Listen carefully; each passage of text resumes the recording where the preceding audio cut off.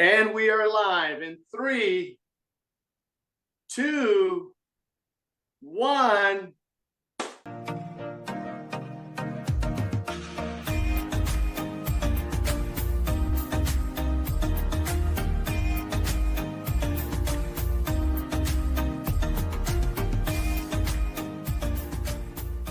And we're live. Hi, everyone. I'm Chris Trammell. I'm the creator, developer, and head coach of the Author Launchpad, as well as Chris Trammell Coaching and Consulting. And on Thursdays, 12 p.m. Pacific, I go live with other experts inside of the author industry, someone that is going to support you, whether it's from that first idea to all the way to the publishing, and then all these other opportunities that you get to be able to bring your book to life. And inside of doing that, I've met some extraordinary individuals. And today I have a fabulous individual. It's the first time we're going to dive into the world of Audible, the world of audiobooks, the world of bringing your voice to life. Now, before we do that, you know that the first thing that I say that you need to do is check your tech. Because if your tech isn't doing what it's supposed to do, then you're going to go back and say, darn, I missed that. So the first thing we're going to do right now is I'm going to go to my page and see if I am live. That's the number one thing I'm going to do. And see if I am live. That's check. So I got it done. So for those of you that have Teams, then you've got someone doing that for you. You're either using StreamYard, you're using Restream. I use Zoom directly into Facebook, and then I copy that link. So I'm going to share. I'm going to go copy that link, and I already have where it says in LinkedIn, join us. We are live with special guest, and I'm going to go ahead and paste that link there. So everybody who would like to join us could join us there.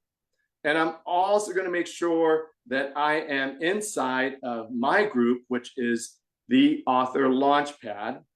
And I'm going to put that right there and post it as well, because I have a commitment to grow the Author Launchpad in 2025, so it becomes my private community that I'm able to serve, nurture, and give valuable strategies and tips and help those on this journey to be able to accomplish what they're out to accomplish by bringing their expertise to the printed word, as well as the spoken word, as we jump into today. So excellent.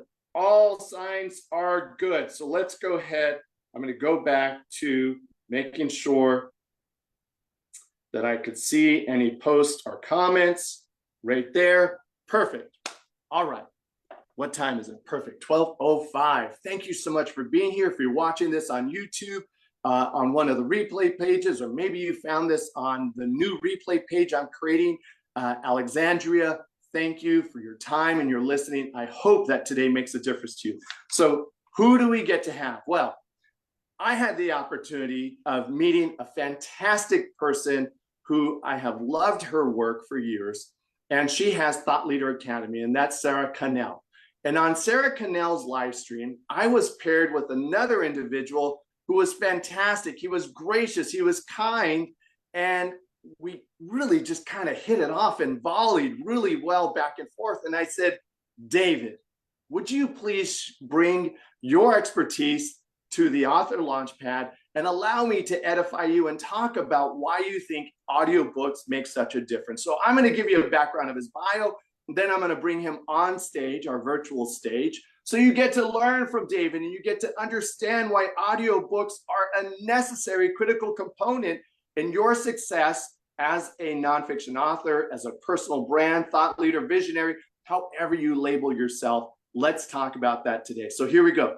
David Wolf is a seasoned media entrepreneur, music composer, and audio producer of over 25 years of creating content for radio, TV, film, podcast, and audiobooks.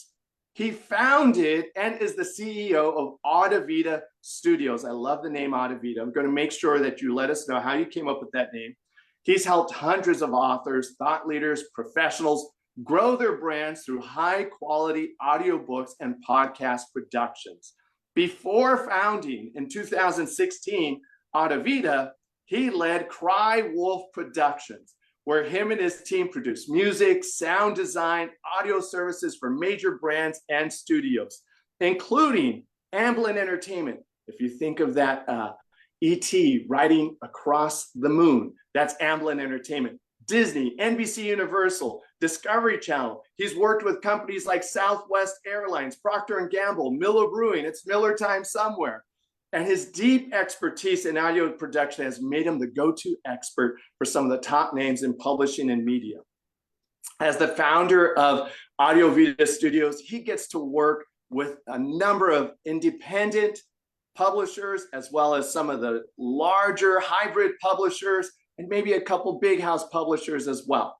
He's producing podcasts for renowned brands such as Rich Dad, Poor Dad, Friends in Fiction, and most recently has co-founded 1125 Studios, which I'm going to make sure we find out what that is, where he develops original podcasts, film, TV series to expand his influence inside the media and entertainment industry. Last part, David's mission is to help authors and businesses connect your voice to the world. So one more time, David's mission is to connect your voice to the world. I love that. By leveraging his extensive experience in audio production to deliver affordable, high-quality solutions for audiobooks and podcasts.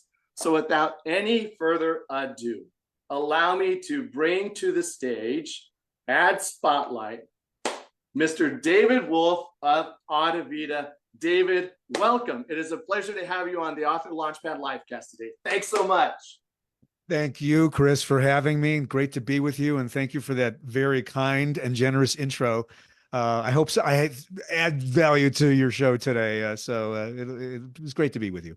So yeah, awesome. Thank you, David. One of the things I always like to ask guests when they arrive is, when you get to hear back that introduction, what do you get to own for yourself, right? Because so many times most human beings are, allow me to help you, I'm fine.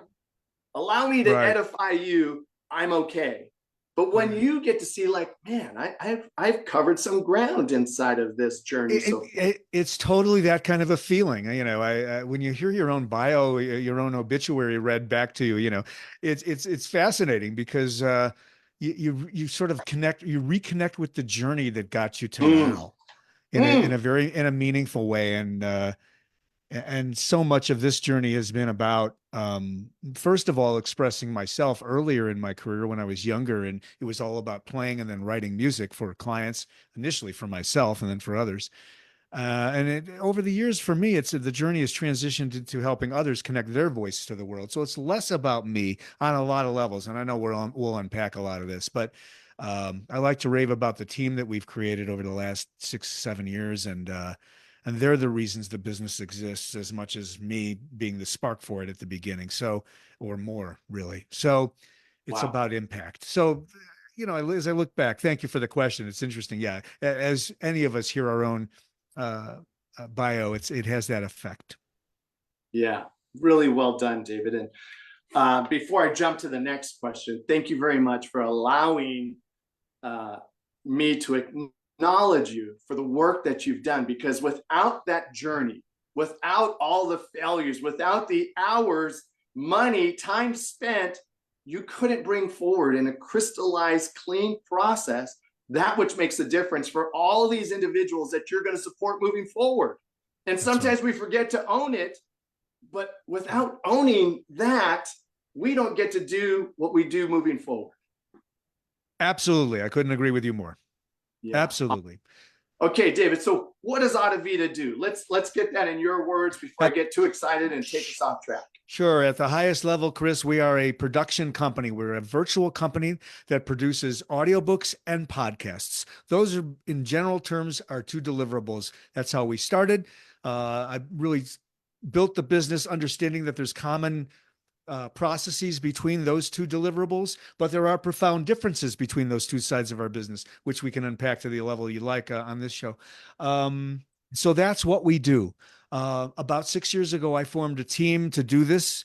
I started the business doing it myself after I had jumped out of the music business and then did some unrelated business endeavors, closed those out right around 2008, and then began moving into podcasts. This was very early stage, and Wow. eventually talking to publishers and authors about audiobooks. So now, today, we produce about 200 audiobook titles a year, working with, as you mentioned, hybrid publishers, directly with authors, traditional publishers in some cases, and author services providers. And then on the podcast side, we work with nonprofits and organizations and companies and individuals Mm. that want to connect their voice to the world using the power of podcast distribution.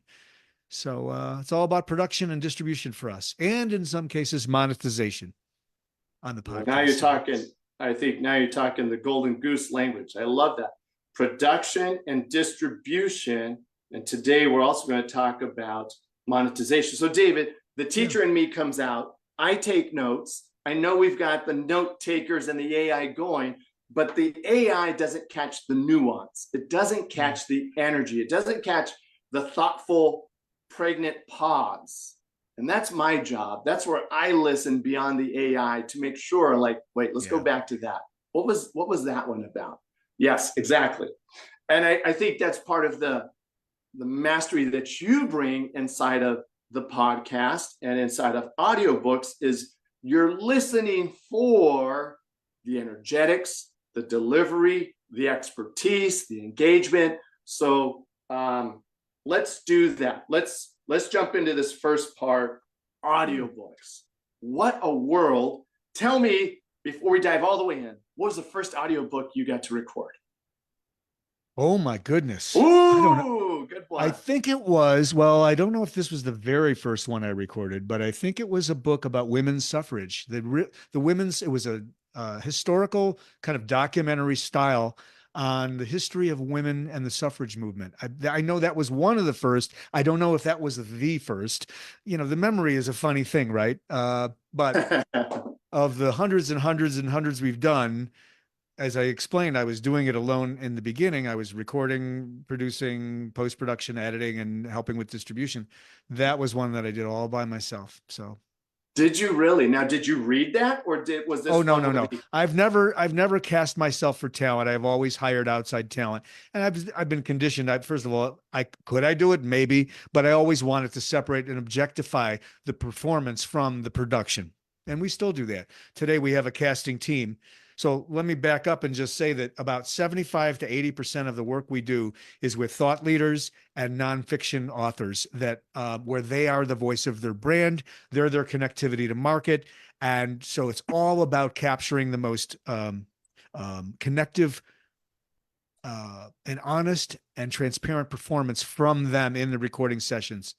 Uh, the other 20 or 25 or so percent of our work is indeed a fiction work where an actor is required because it takes chops, acting chops, to perform dialogue, to perform characterizations, uh, the any dialects or accents that are required in dialogue. It takes, you got to be a real actor to be able to pull that off convincingly and in a way that is to our standards and, of course, to the author's standard as well. So we have a casting team that does it when we do that. But most of the work we're doing is, and I think most of your audience as well, is in that nonfiction space where they are the voice of their brand. Yeah. Well, you brought it up really well. I was going to ask you then, inside Yeah, of the nonfiction world, let's yeah, just take the big two buckets and then we'll keep distilling down. perfect. Um, so on the fiction side, we bring in actors, we bring in other voices. On the nonfiction side, how does that happen? Like, are you always an advocate for that the author, the writer reads it? So I love your question because when we started the business, many of the larger publishers were not fond of the idea of their author clients reading their own books. No. And I think over what I've observed, and I think I was one of the only guys doing it. And at the time we were using, it was before the advent of what's called end-to-end recording platforms where you can get studio quality audio remotely using the internet as the network. Yeah. We were using Skype and other tools. It was before Zoom. And, we got through the day, but Yeah. the process has matured. Yes. So, so but in the beginning, it wasn't widely accepted as a way to do this. And as the democratization of media Mm, unfolded and evolved, it became, and I love this idea of voice brand, people who are writing, who are speaking, who are doing podcasts, who are participating in the media in some way are keynote speakers. They're probably using their voice as an instrument to convey their message to the world. And so it made more and more sense as the industry evolved for authors to read their own. Now, some of the authors we talk to early stage in pre-production say, well, I've got an accent, I've got a twang, I'm hoarse, I stumble when I read. Our job, well, unless they're way, way, way, way, way in a position where they can't perform, there are some instances where we've had things like dyslexia comes into play where they just have trouble reading fluidly and it would sure. be just too difficult for them to do.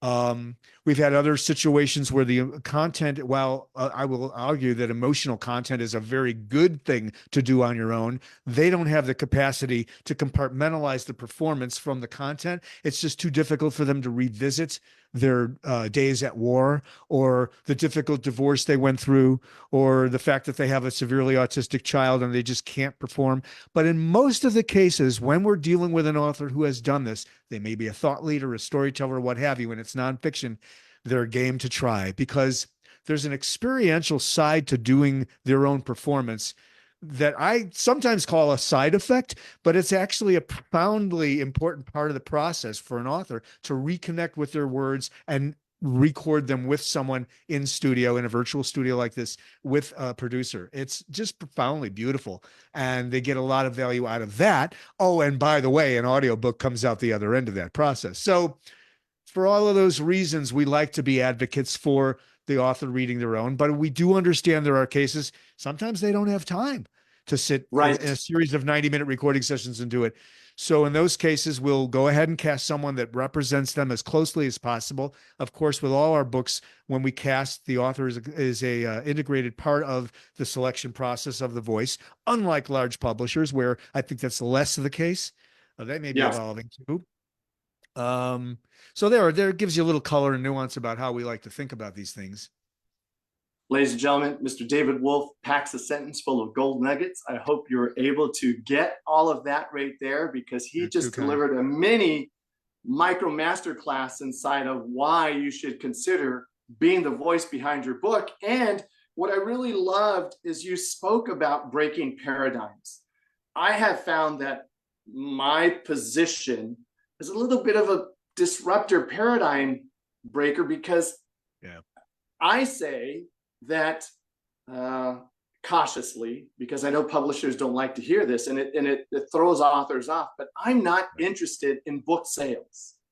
And they're like, what are you talking about? Well, here's my position. A book sale is not a true metric of impact or influence. It is a metric of a sale of a book. But David, how many books have you bought that sat on your shelf that you never opened up? Exactly. Right. I'll handle it as a rhetorical. It's absolutely true. The making of the quality of the connection is everything. And certainly the marketing and pushing the book out in terms of, impacting numbers and numbers of people. But this is even true in our podcast space. And I know we'll talk about that sort of as a separate piece to this show, but this session together. But the quality of the impact is everything with all of this. And I would liken, I'll use the word, I would liken being concerned about big numbers to it's social, it's the commerce of social media, likes, and likes don't equal business and impact either. So there you have it. Yeah, thank you, David. So And for all for publishers listening, look, we are aligned with books being sold. My position is this, though. If it was really books that made the difference, we wouldn't have possibly some parts of global warming. We wouldn't have rainforests being cut down. We wouldn't have some of the divisiveness that we see within our country. We wouldn't have a lot of the things that people have written about right. in all of these books, and yet it's still there. So the book in and of itself is powerful, but it lacks the implementation. It lacks the impact that what David does and what I say needs to be done is being delivered by the author to move the author, from writer, and to stand them in the authority of the knowledge that they're delivering. Beautifully said. David, thank you. Thanks for reflecting. So I want to go back to something you said. And you talked about, I love when I hear this, the democratization of media. That's one of the smart terms the old coach doesn't use sometimes, but it's absolutely true. We all have access to it. Right. And you also mentioned the word voice brand. Will you elaborate a little bit more about Well, voice sure. brand? Because I know when I turn on Netflix, it shows the little N and then goes, it has a sound, right? It has its own sound. So voice brand, what is that? Well, I know in your notes to me before, in pre-production for this session, you talked a little bit about how my music and audio production with advertising agencies and big brands has impacted the way I think about what we now do for the individual authors or the publishers that send us individual authors from their pipeline coming out. And so I think I've been conditioned to feel like a brand is a voice, the sound, the musicality, the way you Mm, construct sentences, the way you address in a keynote, um, your attitude, your tone, all of those things can be thought of and developed as a musical instrument that is conveying your message to the world. So our job is to support your development as an author to be able to do that better and better. And it's a journey. It's not a destination. But much like an actor gets on stage and delivers a character, in some ways, when you do a podcast or even an audiobook, you are becoming the character of you, and in all its authenticity and all its transparency, and really endeavoring to make an impact. And so it's our job to support you in that. And so that's where this voice brand idea came up.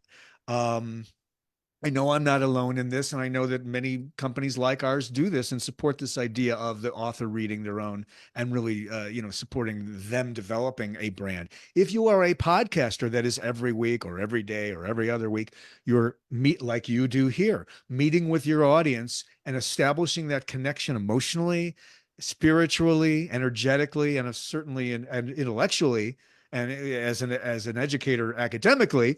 This is the mosaic of your brand. These are this is the reason your impact has impact. So again, we're in a support role. It's our job, and we have a producer there in the virtual studio and sometimes a real studio, but most of the time it's virtual. We ship a mic out and we do pre-production. We make sure their home is set up nice, so it's going to sound terrific. But the rubber meets the road, if you like, with our producer being a set of ears on the other end of the microphone to guide the author, not train them to be a professional voiceover, not train yeah. them to, or can just try to force them into something they're not, but just to fluidly and honestly deliver a great performance that has impact. So hope I answered your question. I may have David, strayed off a little. well, you pack a sentence, and you pack a sentence because what I want to reflect back at you Yeah, is the expertise that you have. One of the questions that I ask my clients is, why you? Why should anybody listen to you right. about what you're saying makes a difference in the world? Your expertise is so woven into your responses. Like I could hear only the musician could say your voice as a musical instrument, and it's going to start to create something. Or you talked about, hold please, your attitude and your tone. Yeah, I look for that from the stage. I look for that from the courses and how they deliver. You right. listen for that inside of Yes. the audio world. Yes, yes. Our editors, when we record and edit audiobooks, and of course, we're dealing with a wide spectrum of capacity in authors to be able to read well and be able to make that connection with their voice because it's an instrument. It's not a visual medium. It's like, it's the very focused intensity of recording and delivering. You're the character of you in this case, in the case of nonfiction. So, we strive in a series of 90-minute recording sessions. Typically, that's how long we work at a time. So the energy's consistent Okay. and, consistent throughout all the chapters and titles and sections and recording sessions. Um, we strive to get the best source material we can from that performance, and then we go into post production. And many of our authors are blown away by what we're able to do with editing and with EQ and with all the things we do in the audio domain, the technical part of what we do to create a fluid read. The sessions are restarts and outtakes and stumbles and oops and I need a water break and I need a bio break and all the things. Oh, the FedEx guy just rang the doorbell, whatever it is. So, but what we were endeavored to produce is a seamless, chapter by chapter Yeah. capturing the best of those sessions in a Yeah. seamless way. We also deal in Mark, who runs our Mark Shipman, who runs our audiobook department and supervises all the editing. It's a very musical thing we're doing, because sometimes we may feel, and some of this is subjective, and this is what they lean on us for. They may have delivered things too fast. They may not have left enough space between phrases. There may be things about what I'll call the musicality of the delivery of the read that needs to be tweaked in post-production, Yes. so that we're presenting a better version of them. And Wow. so there's some post-production that enhances the actual recording and performance in some cases, and different degrees depending on the author. So good. Okay, let's cool. do some blocking and tackling, some brass tacks for individuals. You just spoke about the journey of it. One of the first steps inside of my program is own your expertise. So I've got 3 pillars inside of the Author Launchpad, which is 1, what are we going to package? 2, what are we going to market? 3, what are we going to monetize? The first step inside of what are we going to package is owning that expertise. Yeah. How do you get your authors to train, to practice, to be ready to own their expertise, so when they crack that book open, they're in it. They're not reading it, but they're generating from what they know their expertise has put on paper? Well, you've kind of telegraphed some of the answer to the question in your question. Our job is to tease out of them that natural sounding performance. Obviously, it's a spectrum of capacity, and we're just there to get the best from them. So the how we do it is really in a real-time situation. In some instances, an author may feel like they want to do some practicing and they want to get warmed up. And I don't think that's a bad idea. I think that they should be mentally in the zone by the time they're hitting, the record button goes on. Sometimes authors don't have time to do an adequate amount of that, so we take some of the session time to warm them up. Some have self-consciousness. They can speak in front of a room and work a room, but when they're alone with a producer in a studio and a microphone, it feels lonely to them, and they can't muster up the energy in the same way that they used to, because they're used to feeding off the energy of a room. So there's different dynamics that we have to sort of coach them into, but we don't want to have them too far into their head. They have to serve the manuscript with their voice and their performance. So they do become the talent. They're the author, they're the talent. And they're our client, by the way. So this requires a certain, on the part of our producers, our production team, those that coach the authors in real time in a session, a certain amount of emotional intelligence to be able to manage an author through all of that. Some don't need any preparation. They're better off not rehearsing. They're better off just kind of doing a cold read, and it just comes out the way it should, in a very honest, transparent, spontaneous manner. So it's up to our team, when we have that first pre-production meeting, not only to deal with the acoustic environment that they're going to be in, and they have a mic, or we sent them a mic to use for the sessions. But it's all of these dynamics in the performance itself, them becoming the character of themselves, that we help tease out of them and coach them into. Awesome. I love the part of your response right now. Everything's been gold, and that's why I need AI. We have 2 note takers going, because you are creating the most extraordinary highlight sheet from this talk, and we'll make sure that becomes available to all of our guests, and we can send it out to our followers and our listeners. The author, has to serve the manuscript, I would also insert, and the client with their voice and the reading. Yes. I don't think they think of it that way. No. And as I'm saying these words too, I'm realizing a lot of this is very internal for me. So I'm grateful for you for teasing this out of me. You're welcome. I think I don't, this is not conscious for me. I'm channeling, years of doing this stuff, but I forget often. And all of us who have expertise in whatever area you have it, and all the folks listening, they have expertise in a certain vertical in a market, right? And then the book is a vehicle to get it out there. You forget what you know. Don't you think so, Chris? You kind of forget what you, and that's part of what you owning your own expertise is about, remembering who you are. And part of this process that we go through with the recording helps an author do that. So prepares them for media performances, prepares them for the keynotes they may or may not do, for any coaching or consulting they do. It builds confidence. So there it So is. great. Yeah. So great. Wow. Okay. Let's go off into the brave new world for a moment here. I know I'm leaving script, but that's okay. We're in That's that right. zone, and that's what an No, audible is. I like working that way. Yeah. The future of AI with audiobooks. Yes. So I know you're on that front line already. Yeah. Yeah, we are.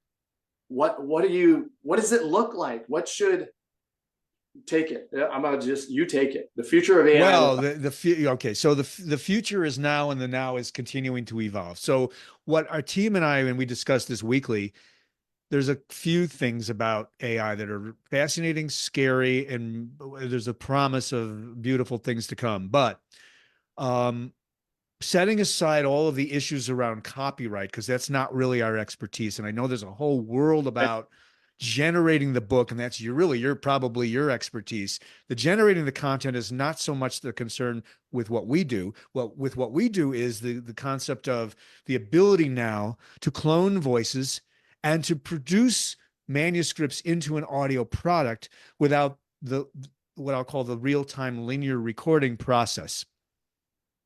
So let me back up a step and say, in our operational part of our business, not the recording and the production of audio, but in the operation of our podcast and audiobook space, we use AI to generate, to help us with the production process and the systems that support the production process. So, what do I mean by all that? On the podcast side of the business, we're using transcription. We're using, I guess I uh, can let them in. Oh, I just did that. So no, it's perfect. we're using transcription software, and many of the people on this call are already doing this too. But we're using transcription software, and then we're using that to extract show notes, highlights for our podcasters, and then creating clips and reels and other assets that they can use in the social media posts that they use. So there's sort of this operational side to the AI that we are employing. But I think what you're really asking is what does it mean in terms of voice production?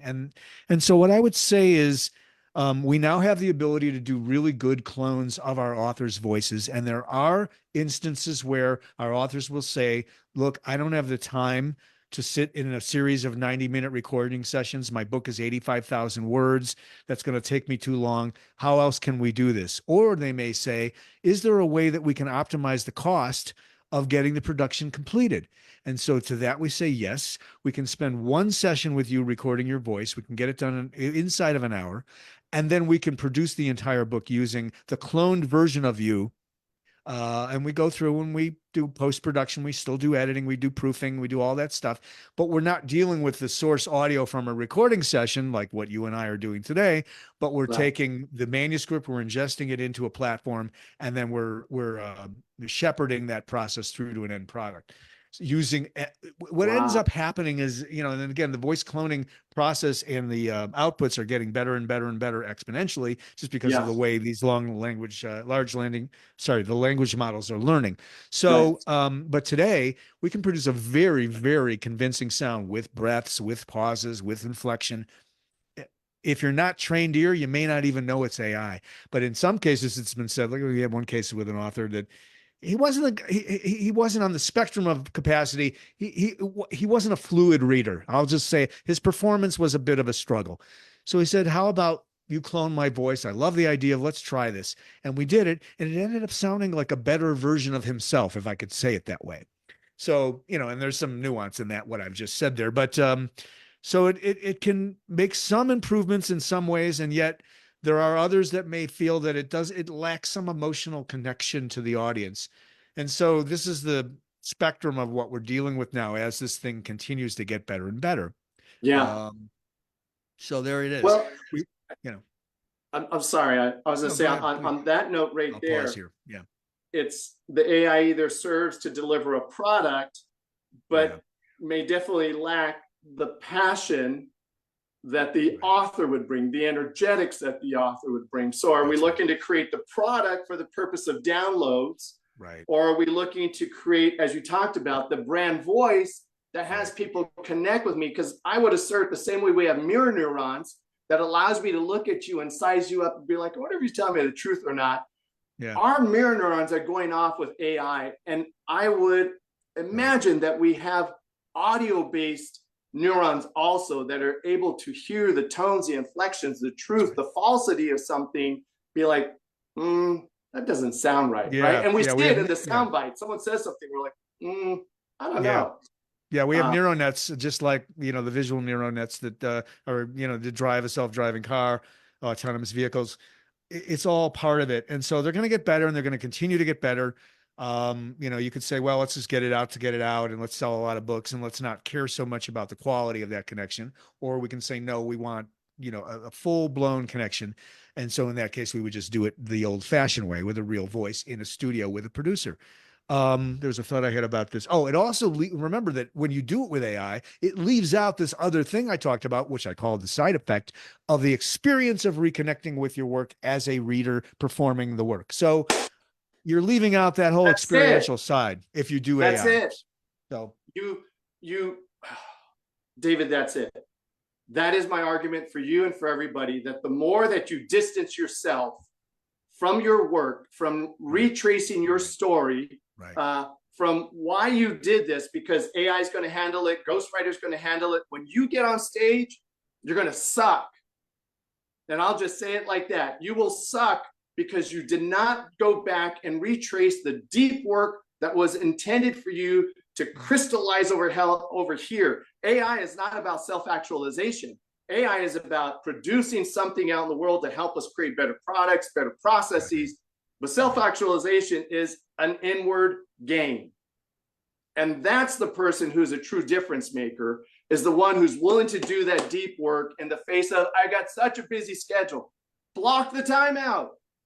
Block the time out and do the work with David. That's what I would say there. Wow, that was so great. So great, David. Thank you for that. I'm going to pivot us for just 1 second, because talking about self-actualization and questions like why we exist, I'm going to share something right now. And then I'm going to bring us over to the gentleman who was brave enough to post this.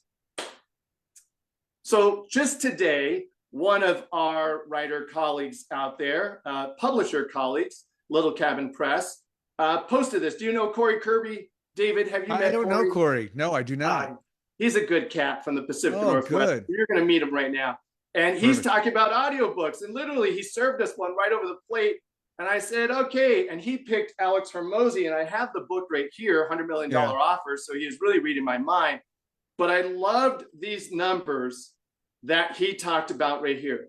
That currently $100 million offer sells 353 books per day. Now, Hormozi has a massive audience. So for all of you authors listening to this, remember, it's the long game of building and over-delivering. Anyways, on Amazon, the breakdown is 15 ebooks, 29 paperbacks, 16 hardcovers, and 293 audiobooks per day. Assuming this is the same for an entire year, it's not. Wow. That means roughly 130,000 books per year, with 83% of sales being audio. So with that said, 80%. I am going to bring on Mr. Corey Kirby and let him unmute himself. Corey Kirby, this is David Wolf of Audivita. David Wolf of Audivita, Corey Kirby of Little Cabin Press. Please. David, first off, just pleasure to meet you. Chris, thanks for the shout out there. Always admire your work and the people that you connect and bring on. Yeah, no, it's just an exciting time for audio. Like, I'm about to mow my lawn in a couple hours and I'm going to pop on an audiobook. Like that's what it comes down to. And I think in particular, just the innovation with AI voice narration is something that, I'm fascinated with. And I know enough to know that I know very little.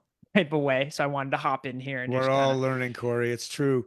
yeah, Yep. yeah. I just wanted to hear some of David's thoughts on this. And as soon as I hopped in, I picked up some juicy bits there, because some of my authors and clients, they they're just not the narrators, but I think there's a lot of potential from people who still narrate their book, and having the potential for someone like AI to help people that really are a little bit more Sure, introverted and sure. I struggle. mean, I I think there's a pointed, lot I of don't know love if you in were that. on the call. I pointed to a couple of use cases where we did have authors who had prepared to read with us and do the 90-minute sessions that we like to do to, connect the dots and get the entire source, recordings created in real time with a producer.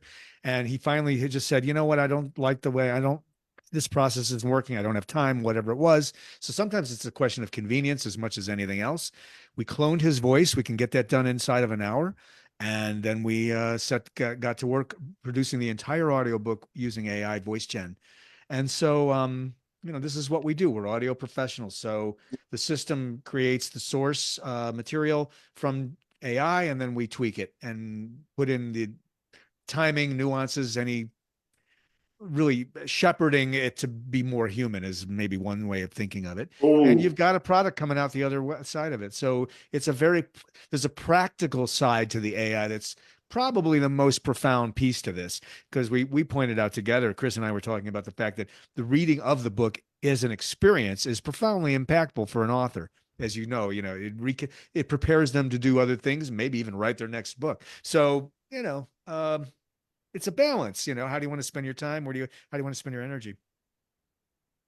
It's one way to perfect. look at Hey, it. Corey, I had it right here. I'm telling you, I wasn't joking, man. I was ready to talk about this because there is a lot of nuggets in it. Why did you choose this post and why audiobooks, Corey? And give us just a second on that. I wanted to look at an author in a sample size that was big, Mhm. representative, and Yeah. arguably I would say Hermosi right now is he's moving the most books. It's absolutely incredible. I was there on his launch for $100 million leads, Yep. and just seeing him move books is phenomenal. And so zooming in on his breakdown, I thought was just an interesting representation of the audience that specifically I work in, which is sort of Yeah. business nonfiction, prescriptive nonfiction, problem solving books. And I'm like, hey, Right. let's look at a large audience size. Yep. What is the rough Yep. breakdown? And to make that sort of assumption from, and I used Kindlepreneur has a Amazon bestseller calculator. You can calculate books per day. Seeing that breakdown is like, I don't know, roughly, 15 paperbacks, 15 hardcovers to 283 audiobooks is like, Wild. whoa, like that is massive. So, David, let's talk about the revenue opportunity from this audiobook because, again, that goes back to where I say I'm not as interested in book sales Right. as I'm interested in impact and influence. And how Hermosi does it is he shows up, right? The same way Tony Robbins shows up and does these large virtual events that Corey was alluding to about that $100 million launch that he did. He's just pouring out value. And I want to make sure it doesn't get overstepped. The amount of like masterclass value that he gives. And then what follows is all these other opportunities. So let's talk about revenue opportunity. They spend maybe X amount of dollars, David, and they done correctly. You've seen them make what amount back? Well, so there's a wide spectrum of success, and we're not a marketing company, so we don't always track, or we generally don't track the sales numbers. We're endeavored with producing the best product possible with all the authors we work with. So that's sort of a non-answer, but I'll start there Good. just so you understand that's where we fit in this the value chain of delivering audio to the market. All right. That said, I will not. I will be very transparent in saying that the market configuration is not designed for to benefit the author as much as I feel it should. You've got Amazon out there taking 60% of the net sales, whatever that may or may not be. It's kind of a black box.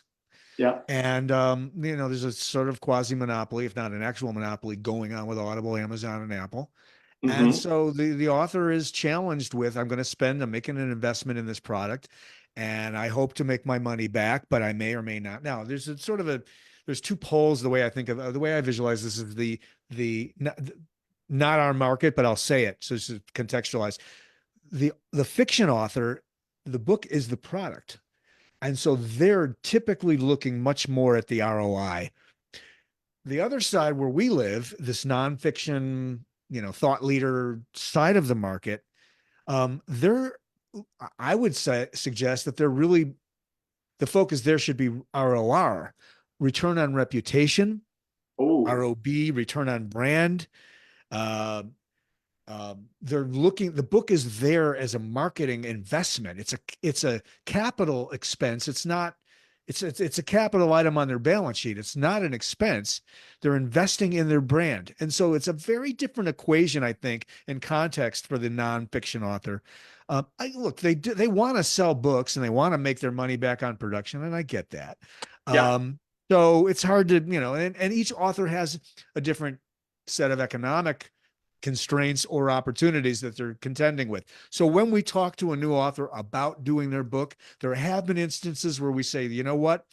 I can sense that you're capital constrained. We could do it with AI, or we could not do it at all. Take a look at, work on promoting the existing versions of your book. To work with us is not inexpensive.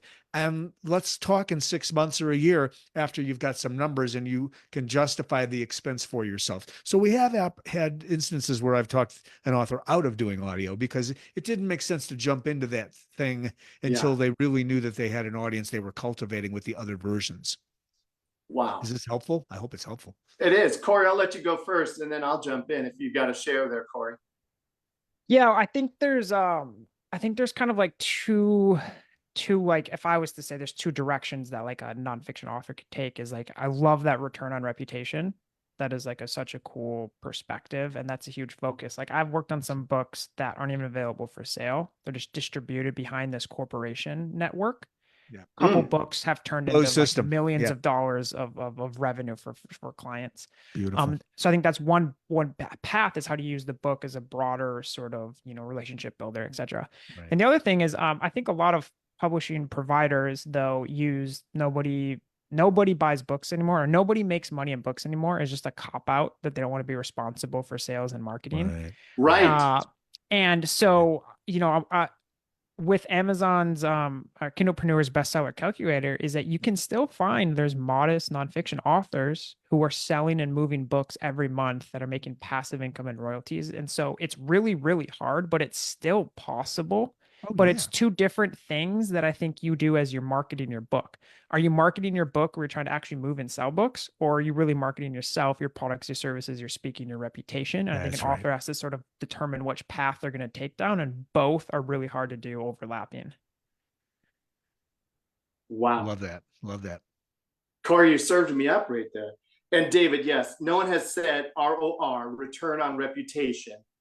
Beautiful. ROB, return on brand. And that is just part of the paradigm disruption that we need to continue to have, because if we leave ourselves in the hands of publishers, and so many times this is like, Corey knows, it drives me crazy. I wrote a book.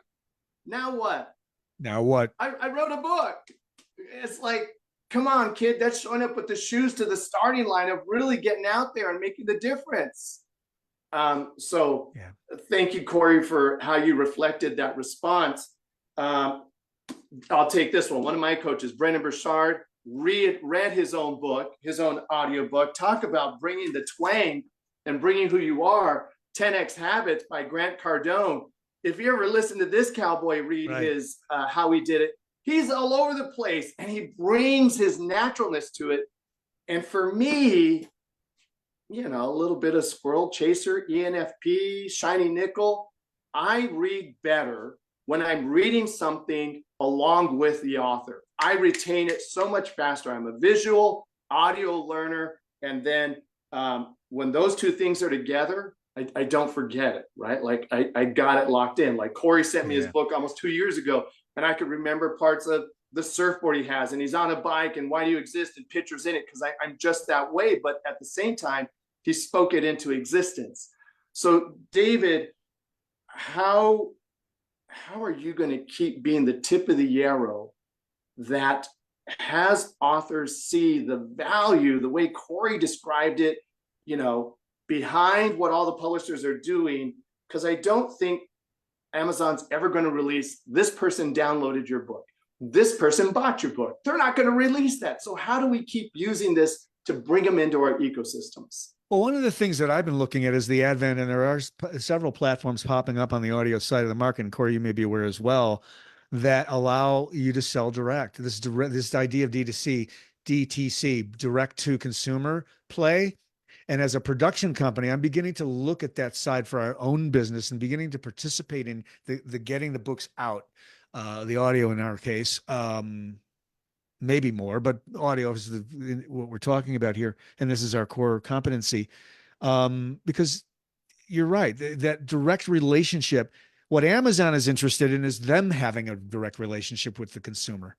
What the authors has to take ownership of that at some level. So I think that may be where we're moving, where the market will anatomize, if that's a word, I think it is, anatomize or create these niche, ability or tentacles into consumers' hands and be able to distribute directly. So there are platforms out there. I'm starting to look at them. We're also exploring building one. So, it's a fascinating thing. So I think that's where it might be going, sort of a decentralization. I could be completely wrong. Do you love agree, this, Corey? David. No, I see this totally. And for an example, I purchased a audiobook direct from an author, and their super simple solution was they just pop their MP4 files into a Google Drive folder. Yeah. That's like the simplest, most rudimentary way to do it. But I think Right. someone building out a more direct to consumer model that's a little bit more Yeah. of an interface like Spotify or something that's a little bit more user Absolutely. friendly, And like you, exactly. I mean, I'm really excited about that. I'm happy to hear that. We'll talk more after the session here, but I think there's there. And then how do you do that differently than Spotify thing? Because are you really competing with Spotify? Well, as an entrepreneur, you have to ask these questions, or are you actually just creating? So my idea would be to create a unique way of connecting authors to their audience beyond the book, whether it involves merch, or it involves services, or it involves points, or it involves crypto, or it involves some other group coaching program with their own ecosystem where you create modules that has the PDF, and it also has each chapter being narrated by them, and it's part of the totality of their offering. Yes. Love that. An I'm experiential product. I'm going to build that out for my client. You just told me. I'm going to have them record with you, and I'm going to put it into each chapter. And not every chapter I think needs to have it, but now the value of the book, the value of his signature program just went exponentially through the roof with what you guys just shared. And I could do that. I build it inside of Kajabi. That's what I like to use. I could do it inside of System.io. I'm going to test that one out.